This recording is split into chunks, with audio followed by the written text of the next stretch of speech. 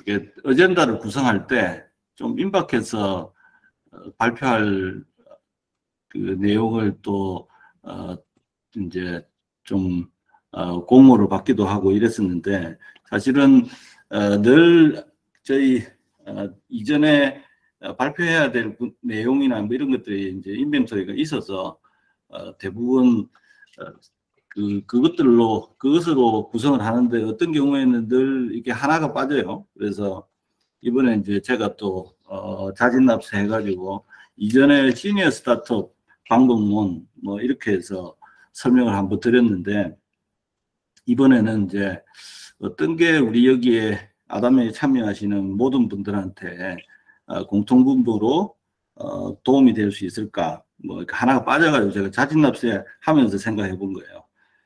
그래서 이제 이 변화관리 중에서 아주 구체적인 두 가지 기법을 말씀을 드리는 게 아마 도움이 될 것 같다, 이렇게 생각을 했습니다.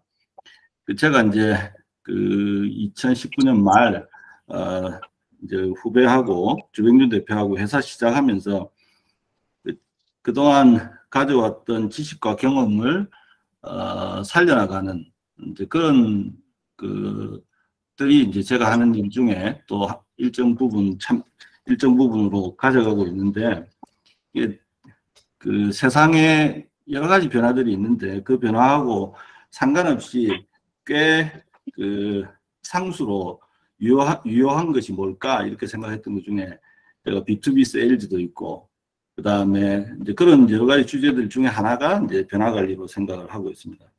그래서 제가 교육하고 자문하고 코칭하는 회사들에는 자연스럽게 거기에 있는 리더들, 그 다음에 구성원들, 이런 분들한테 생활의 지혜로, 알아두면 쓸모있는 생활의 지혜로 변화 관리를 교육을 대부분 한 2시간 정도씩 했어요. 그래서 이제 그 내용을 아주 짧게 설명을 드리겠습니다. 그래서 변화 관리란, 그 다음에 두 가지 기법이 체인지 레디니스 워크숍이 이제 첫 번째고, 스테이크홀더 애널리시스인데, 이런 게 도대체 뭐고, 이걸 활용하면 어떤 유익이 있는지.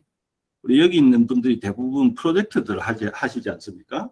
그래서 뭐 전부 다는 아니지만 프로젝트들을 하니까, 그런 프로젝트, 그거는 살아가면서 개인적으로 뭔가를 이루기 위해서 목표를 세워서 추진하는 것도 프로젝트니까, 그런 것에 다 그 도움이 되는 변화관리 두 가지 기법을 말씀을 드리겠습니다.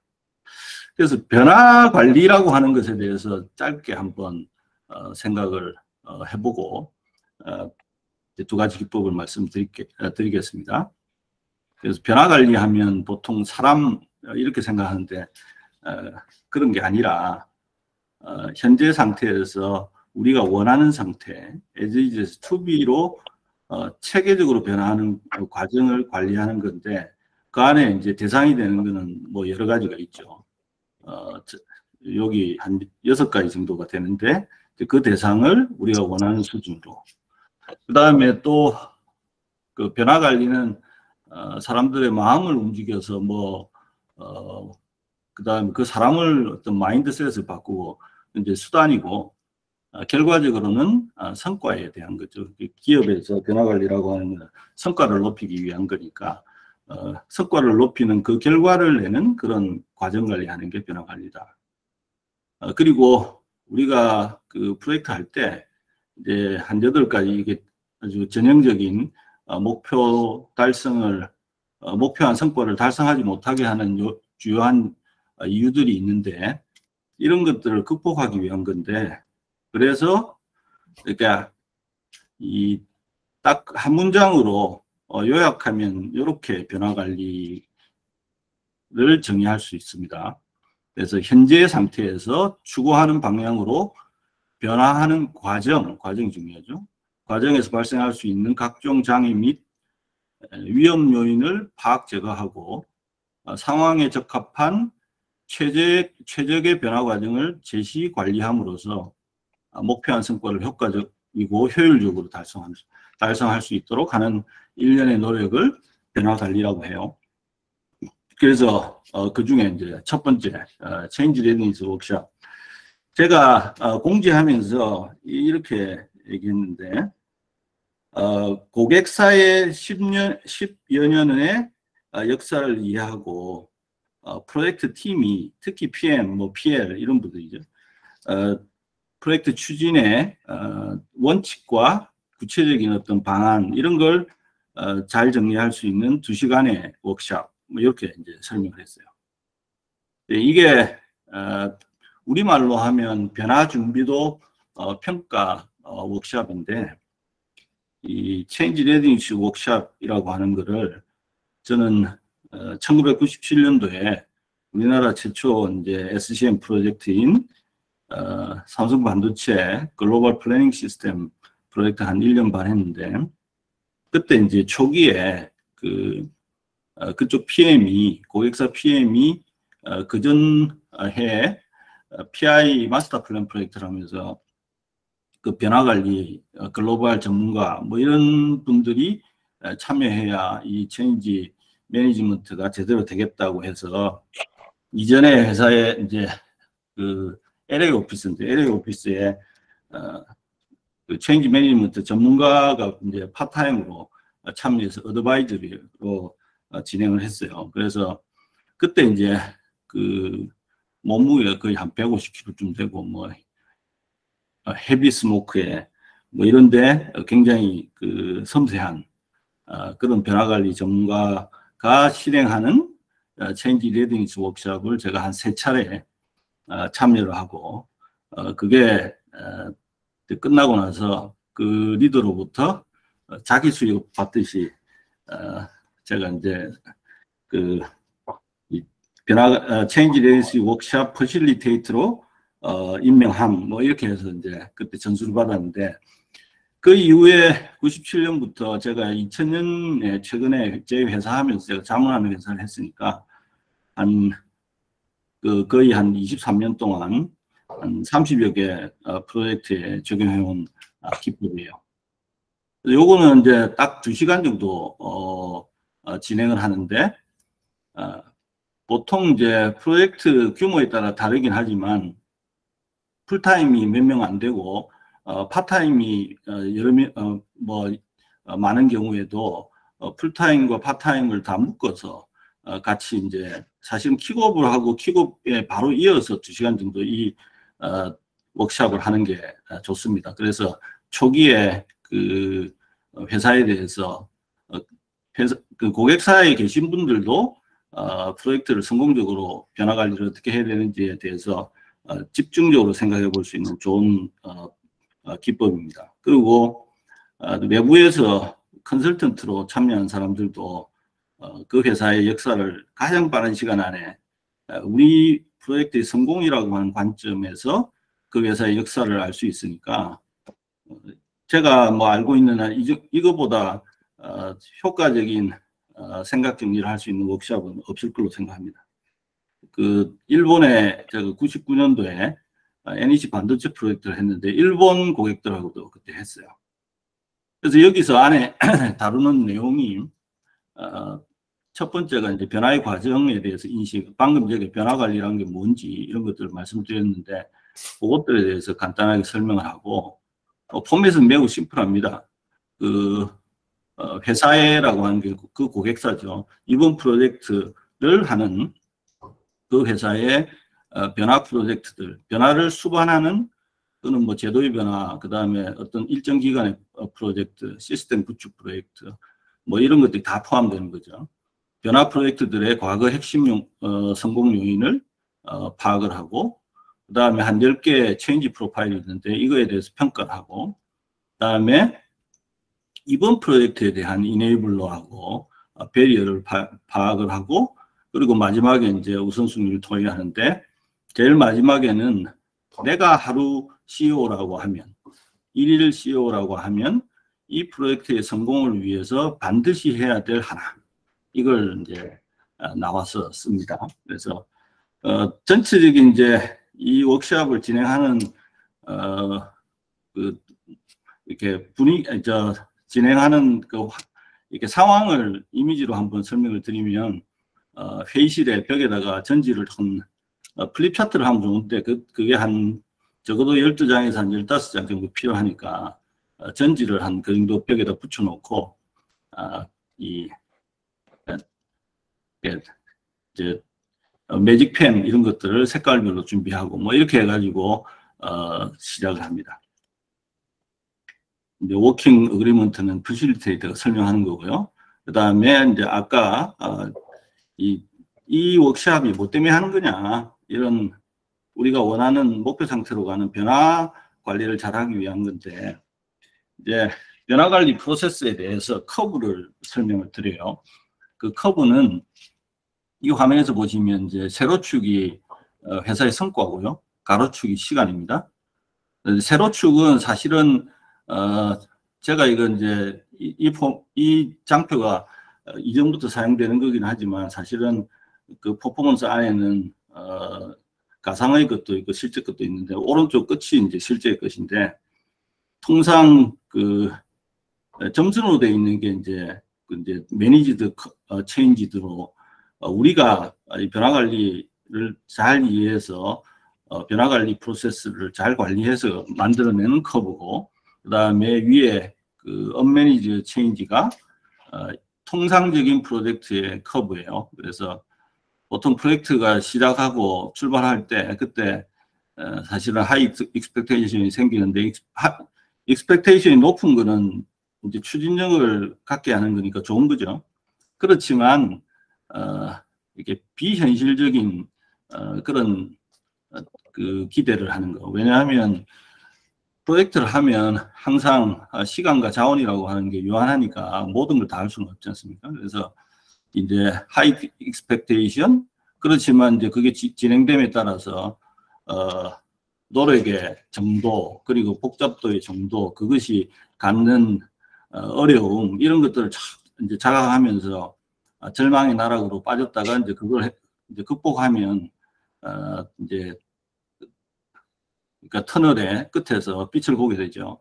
근데 요 부분에 대해서 리얼리스틱한 익스펙테이션을 이제 초기에 관리를 하고, 그 다음에 그것을 통해서 우리가 가지고 있는 유한한 시간과 자원을 속에서 이걸 이제 현실적으로 만들어내서, 그러니까 우리가 원하는 소기의 성과를 내는, 요게 이제 변화 프로세스니까 우리가 언매니지드 체인지로 가는 게 아니라 매니지드 체인지로 가기 위한 게 이제 이 변화 프로세스예요. 맨 처음에 이제 이 워크숍이 재밌습니다. 왜냐하면 뭐 인터랙션도 하고 나와서 글도 쓰고 뭐 이렇게 하는 거니까 앉아서 그냥 일방적으로 제 얘기를 듣는 그런 워크숍이 아니에요. 그래서 이제 맨 처음에 과거의 변화를 수반했던 그런 프로젝트들을 쭉 나열을 합니다. 그래서 전지 한 2장에다가 쭉 얘기를 하면 보통 한 15개에서 한 20개 정도 과거 한 10년 동안, 근데 조금 규모가 있는 프로젝트의 경우에는 그 프로젝트에 대해서 이제 여러 사람들이 이제 뭐 언제 무슨 프로젝트 이런 얘기들을 하는데, 그때 그 프로젝트에 대해서 잘 이해를 못하면 그걸 그 프로젝트에 대해서 리스팅한 이제 분이 그 내용을 간단하게 설명을 하게 되죠. 그런 다음에 이제 두 번째, 각자 그 참여한 이제 워크숍에 참여한 이제 사람들한테 빨간색 스티커 5개하고 초록색 스티커 5개를 주는데, 빨간 거는 덜 성공적이었던 프로젝트에, 그 다음에 초록색, 뭐 파란색, 하여튼 뭐 초록색, 파란색 스티커는 성공적이었던 프로젝트에 한 프로젝트당 이제 맥스로 2개씩 이렇게 해서 붙이게 합니다. 그러면 이제 쭉 붙어가지고 이제 빨간 거가 쫙 붙어 있는 프로젝트도 있고, 그 다음에 그 초록색 스티커가 다 붙어 있는 그런 프로젝트도 있고, 반반인 프로젝트도 있고, 뭐 3분의 2, 3분의 1인 경우도 있고, 뭐 이렇게 있는데, 그것에 가장 성공적인 프로젝트라고 평가된 그 프로젝트부터 성공적이었던 이유를 이제 말을 하고, 그 다음에 퍼실리테이터, 그걸 이제 플립 차트에도 씁니다. 받아 적죠. 그 다음에 성공적이었던, 못했던 이유도 이제 쭉 얘기를 하는데, 그렇게 해보면, 되게 뭐 한 20, 30개씩 나와요. 20, 30개씩 나오고, 이제 중복되는 것들도 있고, 이런데, 예, 이제 그렇게 해서 쫙 리스팅을 한 다음에, 그 다음에 이제 체인지 프로파일이라고 하는 거를 미리, 이 양식을, 출력을 해가지고 각 개인한테 나눠주고, 이거에 대해서 평가하게 하는데, 10가지 체인지와 관련된 그런 항목에 대해서, 이 현재 수준과, 우리 회사의 현재 수준과, 그 다음에 변화에 대한 아이디어를 수준을 체크하게 해요. 근데, 뭐 각자, 이 수준에 대한 이해가 사실은 주관적인데, 주관적이어도 상관없습니다. 왜냐하면 이 차이가 중요하기 때문에 그렇게 평가하고, 그 다음에 그걸 이제 이걸 진행하는 동안에 이제 보조 이제 지원해주는 인력이 이제 엑셀에다 그걸 집어넣어 가지고 차이를 봅니다. 이제 그 다음에 그렇게 결과가 나오면 빔 프로젝트를 쏘아가지고 우리 지금 전체 이 현재 상태와 아이디어이 뭐 한 15명 참여했다면 모아보면 이제 우리 전체 평균이 어떻게 되는지 알 수가 있죠. 근데 그렇게 한 다음에 이번 프로젝트의 성공 요인과 장애 요인이 뭔지를 토의를 한다고 했는데, 사실은 보통은 저는 진행해 보면서 나와서 다 쓰라고 해요. 한 명씩 다 이제 그게 뭐 하나가 됐건 두 개가 됐건 세 개가 됐건 다 쓰게 하고, 그 다음에 마지막도 마찬가지입니다. 이제 1일 CEO라면 이렇게 이제 하나씩 다 나와서 쓰게 하는데, 그렇게 하고 이제 그걸 가지고 이제 벽에 다 붙어 있으니까 그걸 가지고 이제 그 워크숍 과정에서 우리가 어떤 것들을 앞으로 이 프로젝트의 성공을 위해서 원칙으로 삼고, 그 다음에 또 어떤 체제가 필요한지, 커뮤니케이션 뭐 이런 거, 그 다음에 또는 뭐 프로젝트 추진체에서 어떤 것들이 필요한지 이런 것들을 이제 논의하는데, 요게 한 예예요. 예를 보시면 이제 제가 프로젝트 이거 체인지 레디스 워크숍을 했던 회사별로 다 요약을 했는데, 요렇게 다 이제 평가됩니다. 방금 이제 이해가 되시죠? 그 다음에 이제 이거 갭이 중요하니까, 그 다음에 이 프로젝트의 성공 요인, 이제 장애 요인, 그리고 마지막에 내가 CEO라면, 이렇게 해서 요걸 해보면 내부의 프로젝트를 추진하는 주체는 구체적으로 어떤 생각으로 이 프로젝트의 성공을 위해서 이제 어떤 프레임워크를, 어떤 생각을, 어떤 원칙을, 어떤 방안을 이렇게 가져야 되는지 이런 것들이 아주 명확해서 프로젝트 킥오프를 하고 2시간 정도 이걸 하는 걸 이제 강추하는데, 사실은 이제 제가 자문하고 이런 회사들은 그 회사에서 하는 프로젝트에 이런 워크숍을 제가 퍼실리테이트 해주는 그런 이제 의견을 드리고 있습니다. 두 번째는 이제 이해관계자 관리인데요.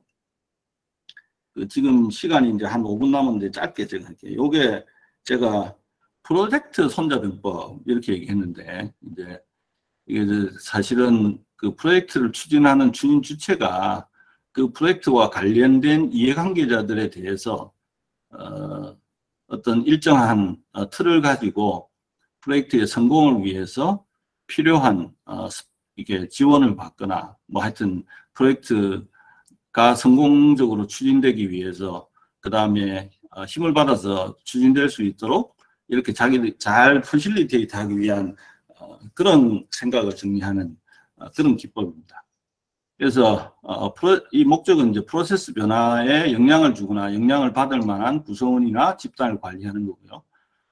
핵심 조직 구성원들에 대한 변화를 준비하고 조직 내 지원 메커니즘을 구축하고 조직의 민감한 정치적 장벽 및 영역들을 확인 관리하는 이런 목적을 달성하기 위해서 하는 이제 기법입니다. 그래서 이해관계자 관리는 확인하고 분석하고 전략 기획을 하고 그 다음에 이제 또 영향을 주는 이해관계자들 파악을 해서 그것을 이제 관리 계획으로 반영하는 건데, 이해관계자 하기는 그 프로젝트를 보면 CEO가, 회사로 보면 CEO가 제일 중요하고, 오너가 있으면 오너가 중요할 거고, 스폰서, PM 이런 사람들이 인원이고, 그룹은 조직이에요.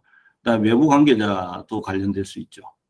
그다음에 이해관계자들에 대해서 판단을 할 때 크게 4가지 항목으로 봅니다. 조직력 및 영향력, 변화에 따른 영향이 크냐, 그 다음에 이 프로젝트에 대해서 어떤 반응이냐, 변화에 대해서 지원하는가, 이렇게 이제 나눠지는데, 요게 9가지 박스로 그 이해관계자들을 매핑을 해요. 그래서 변화의 임팩트하고, 그 다음에 변화에 대해서 지금 현재 리액션이 어떤지, 여기 이제 반대의 입장이고, 따라가는 사람들이고, 이 변화에 대해서 인수지어스트니까 이 사람들이 이제 끌고 가는 사람인데, 그 변화의 임팩트가 큰데 오포넌트나 팔로우가 돼 있으면 안 되겠죠. 그 사람들을 집중적으로 변화를 시켜야 되니까. 네. 그리고 이제 이해관계자를 설득할 때 그 확신을 시키는 방법도 있고, 협력하는 방법도 있고, 이제 컨트롤은 객관적인 조건상 저항할 수밖에 없는 그런 경우에는 사실은 제어를 해야 되니까, 이제 그 좋은 그러니까 편안한 방법으로는 다 해결되지 않죠. 그 다음에 커뮤니케이션이 있고요. 그 다음에 인발먼트가 있는데 뭐 이런 내용도 있습니다. 필요시 희생양을 사용. 이렇게 안 하는 게 좋긴 하지만 방금 얘기했듯이 컨트롤 해야 될 경우에 이런 방법도 있을 수 있는 거죠. 그래서 대부분 커뮤니케이션 잘 해야 되고, 그 다음에 인발브를 잘 시키는데 오픈하고 사실은 긴밀하게 커뮤니케이션 하는 것도 중요하고요. 그 다음에 커미트먼트에 대한 계획인데, 요게 이제 한 사례예요. 사례도 이건 이제 이전에 했던 프로젝트에서 보통 PM, 그러니까 고객사 PM, 그 다음에 서비스하는 프로젝트, 이제 만일에 컨설팅 프로젝트다, 컨설팅 PM 요 둘이 하고 스테이크홀더 애널리시스 하는 이제 어드바이저하고 회의실에 들어갑니다. 그리고 문을 잠그고, 그 다음에 바깥에서 못 보게 하고, 그 다음에 보드판을 딱 내서 회사의 전체 그 방금 아까 얘기 드렸던 이 이해관계자들 다 리스팅을 하고, 그 사람들에 대해서 어떤 판단들을 하는 거를 쭉 이렇게 한번 정리를 해보는 거예요. 그렇게 한 다음에 이제 이 케이스의 경우에는 여기 보시면 인수지어스트가 없는 프로젝트였어요. 그러니까, 그리고 반대자들이 3명이나 있고 주요하게. 그래서 가장 중요한 CEO를 인수지어스트로 바꾸고, 그 프로젝트의 이제 오너가 돼야 될 현업의 본부장을 인수지어스트로 만들고, 반대에 있는 세일즈나 A 공장장에 있는 사람들을 팔로우로 바꾸는 이런 것들을 하고, 이그제큐티브 레벨에서는 프로젝트 팀 레벨에서는 어떤 걸 해야 되는지.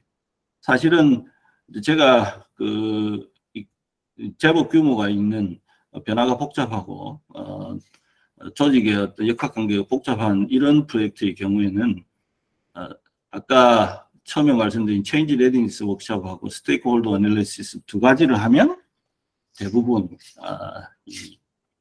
어떤 체제를 어떤 프로세스를 그 정비를 해서 전체 변화 관리를 해야 되는지 생각을 매우 상식적으로도 정리할 수 있습니다.